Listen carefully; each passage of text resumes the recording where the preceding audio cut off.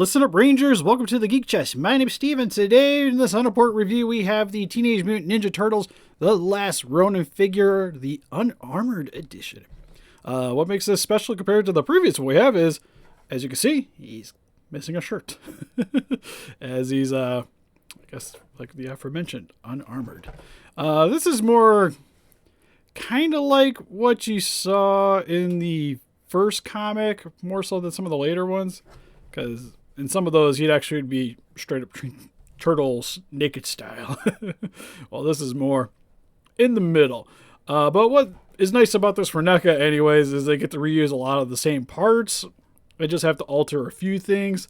For this release, it's mainly the upper torso, the arms, and we get some new heads on this one. But also some accessories, so I figure we go over this. With these, stop it. Unimportant reviews. These are unedited videos that we post to our Patreon early. So if you guys would like to keep up to date with the latest videos, make sure to check out our Patreon. We also got a Discord attached, and maybe updating that a little bit soon. So definitely keep an eye out. And if you guys would like to pick up this figure, link in the description for Entertainment Earth. Help support the channel and also get yourself this collectible. But I guess you'll know more after the video if you really want it. Anyways, for its packaging. On the front here, we just have him holding onto the broken sword. Has the face mask for the turtles on the front. Looks really depressed. Kind of bloody, which is a little odd, since the figure's actually really clean. But with the depiction on the front of the box, this side, cover for the Last Ronin.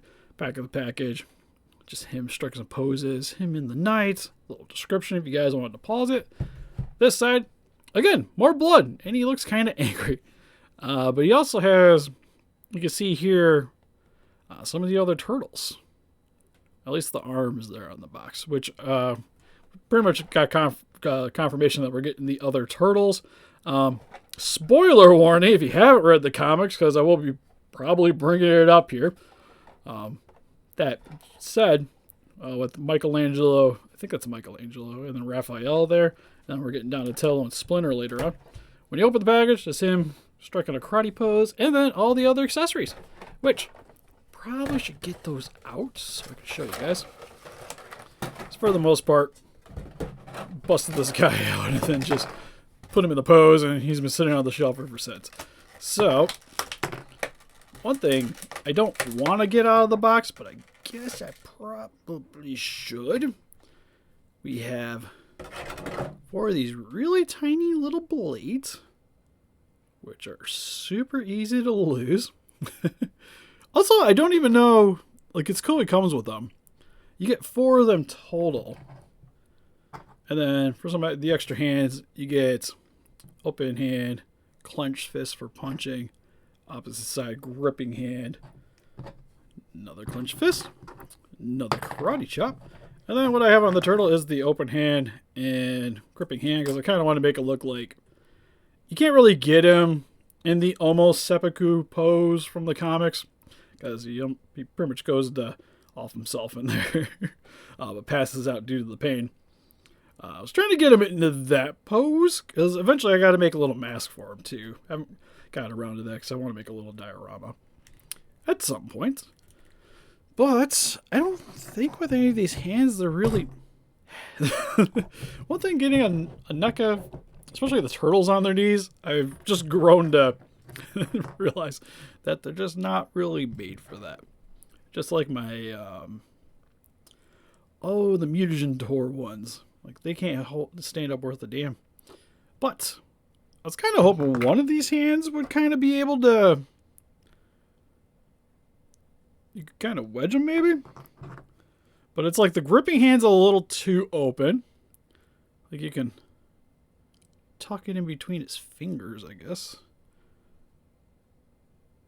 Like that. If you wanted him to hold it. But there isn't really much else to do with them. So, it's neat. You might need some, like, sticky tack or something to really get full benefit out of those. Also comes with nunchucks. With an actual metal chain. Detailing on those nice. It has a little grip here along the one side. This, I tend to just put on his back here. Which you have the holsters here. You have one on this side, and one on this side too. Which initially, with the armored version, you had the little grappling claw. That's what I usually stuck there, and I had this here, but to kind of make this look more like some of the other pictures. Got the sai here, which looks good with the metallic silver. Got the brown for the wrapping for the handle. Sword, it's got the crack here on the, I guess, the top of the sword. I got it a little bit upside down. Got gold for the hilt, brown for the wrapping, some more gold for the bottom. And then also comes with a robot puggle with the, I forget exactly, man, it's been a minute since I actually read the comic. I actually just got the full comic so I could actually read it, because for most of my reading is watching YouTube videos on it. And now I can kind of see some of the parts that I missed. But got the little black here, M112's got the little tail. No pulsability really, no rotation, nothing. He's just kind of meant to sit there and just chill out with good old Mikey there. You also get Splinter's book, which doesn't open, but does have the clasp on there. Little black writing with the kanji. Off yellow for, well, yellowish orange for the binding. Overall looks really good. Probably, well, not probably. It's really hard to get him to hold the thing. For the most part, when you're doing this, you just kind of have him palming it with the extra hand. I imagine you probably could get this open with a bit of heat and then get him to hold on to it, but not what I would consider or really recommend doing. And I think that's about, oh, we have the extra tonfa, which is done in a gunmetal. What's nice too is the light really reflects off this really well. So it makes it look a little bit more metallic than it is. And then get the extra head, which you get closed mouth Mikey, which looks really good too. You got the wrinkling along the top here, you got the spots on the back. Also extra strap, which if you wanted to, these are removable. So you can swap them between the heads. So if you wanted this one in particular with that one, you can take that option into account. The other head, just him with a bit of a grimace, squinting eyes. Chest looks good too. Got a little added detailing. Muscles look nice. You do get some indents for his scars. Some black there to show off the muscles. See one on the back of the head too. You can see some of the wrinkling. Shells got some little nicks here and there. Then for the most part, the rest of the figure is pretty much like we have with the rest of the other Ronin, where you get, oddly enough, the bottom of the coat here, which kind of makes it look more like a skirt. Then you have his pants. Got the mismatched knee pads, the armor plating for the legs. Get his feet with the shoes with yellow toenails. For the hands, you get the gloved hands, which I think are pretty much the same as what we got with the armored. Looking at them from a glance over on the shelf there.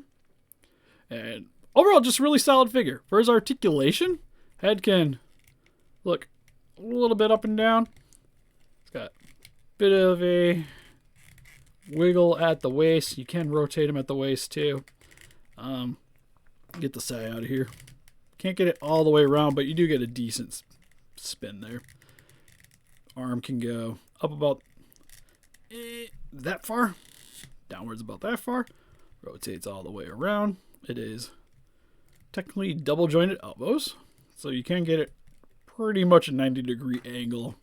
Straighten it up, hands can rotate, and then around a hinge, so you get a little back and forth. Legs go outwards about that far. The flaps here do get in the way a little bit. Outwards about that far. Solid. I thought I just turned off my notifications on the phone. Well, that's my phone sounds, if you guys want to know. That way towards the back.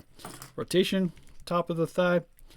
Double jointed knee, so a really nice bend there. Then feet can rotate and go forward and back. And overall, really solid figure. I will be honest, do you need this figure? Probably not. If you're buying the Last Ronin figures, though, you might as well get every option available. Especially because this is more scene specific than just being a Ronin figure. So for the most part, I would mainly be buying this guy just to have the extra accessories, like the broken sword there, the Tonfa, robot pug, wherever you just landed on the table, right there. Same with Splinter's book. And that's kind of the way I treat this guy, as more of an accessory set than a standalone figure. Because if you're going to buy one, you're going to buy the armored one. Well, this guy, well, sweet. It's a little bit more passable, but if you, like I mentioned, you already collect the Last Ronin and you plan on collecting them all, might as well get them and not miss out on any of the extra fun accessories. But anyways, that's pretty much it for this video. So help us defeat those kaijus by hitting that like button. Subscribe, become a ranger today. We also got Instagram, Patreon, Pinterest, and Facebook. Guys, like keep up the day with you and donate. Greatly would appreciate it. And again, like what I mentioned, link in the description for Entertainment Earth. Help support the channel and get you guys some sweet collectible goodness. And anyways, see you guys in the next video. Bye-bye.